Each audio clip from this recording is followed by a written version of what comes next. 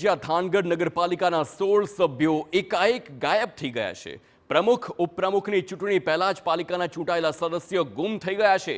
ભાજપના ચૂંટાયેલા સભ્યોને ગાંધીનગર નજીક હોવાનું અનુમાન છે। ગાંધીનગર નજીક ફાર્મ હાઉસમાં રાખવામાં આવ્યા હોવાની માહિતી છે। આજે જ થવાની છે નગરપાલિકાના પ્રમુખના નામની જાહેરાત। તમામ સભ્યોના મોબાઈલ પણ બંધ આવી રહ્યા છે।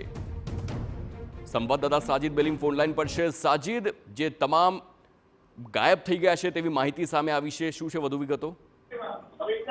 જો વાત કરવામાં આવે તો થાનગઢ નગરપાલિકાની સામાન્ય ચૂંટણી યોજાઈ હતી અને આ ચૂંટણીની અંદર ભાજપ તરફી 25 સભ્યો ચૂંટાયા હતા અને 3 બસપાના સભ્યો ચૂંટાયા હતા। ત્યારે વાત કરવામાં આવે તો આજે પ્રમુખ અને ઉપપ્રમુખની ચૂંટણી યોજાનાર છે અને પ્રમુખની જાહેરાત થનાર છે। ત્યારે 16 સભ્યો છે તે એકાએક ગાયબ થઈ ગયા છે અને પ્રાથમિક માહિતી મળતા મુજબ જે 16 સભ્યો છે તે ગાંધીનગર એક ફાર્મ હાઉસમાં રાખવામાં આવે છે અને બળવો કરે તેવી પણ શક્યતા છે। ત્યારે હવે 2 વાગે ત્યાં અહીંયા મીટિંગ થશે થાનગઢ ખાતે અને પ્રમુખના નામની જાહેરાત થશે। 3 વાગે પ્રમુખની વરણી થશે।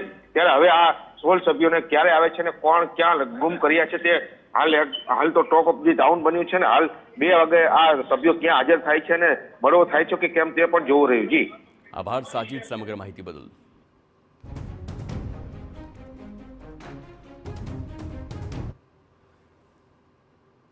આણંદમાં ફાઇલ ગુમ થવા મામલે હવે